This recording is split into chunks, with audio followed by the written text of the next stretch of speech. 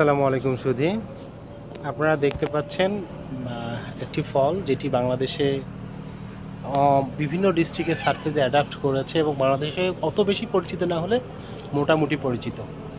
দেখুন গাছটি এক 12 মাসি, একই গাছে একই ব্রাঞ্চে দেখুন ফল আছে আবার ফুল, মানে কিছুদিনের মধ্যে এগুলো হচ্ছে ফলে পরিণত হবে। আপনারা দেখুন কি পরিমাণ ফল এবং ফুল দ্বারা গাছটা পরিপূর্ণ। দেখতে পাচ্ছেন সারফেসের সঙ্গে এই জাতটি আমাদের দেশে অনেকটা অ্যাডাপ্ট করেছে। আমরা ইতিপূর্বে দেখেছি বাংলাদেশের বিভিন্ন জায়গায় এই ফলটি নিয়ে ব্যাপক কথা হচ্ছে এবং ব্যাপক অনেকে বলতেছে যে লাল diamond, and I am telling they are telling truth, this is really red diamond and getting good result in Bangladesh.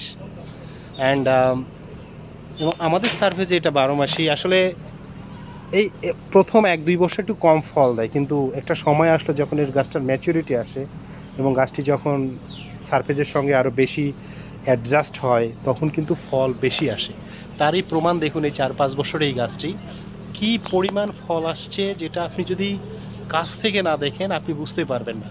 একই গাছে ফল, আবার ওই গাছে একই একই ব্রাঞ্চে ফল এবং সেই ব্রাঞ্চের সঙ্গেই আবার হচ্ছে গিয়ে মুকুল, প্রত্যেকটা ব্রাঞ্চ, এবং এইটা যখন পেকে যাবে আলটিমেটলি আবার হচ্ছে এগুলো ফলে পরিণত হবে।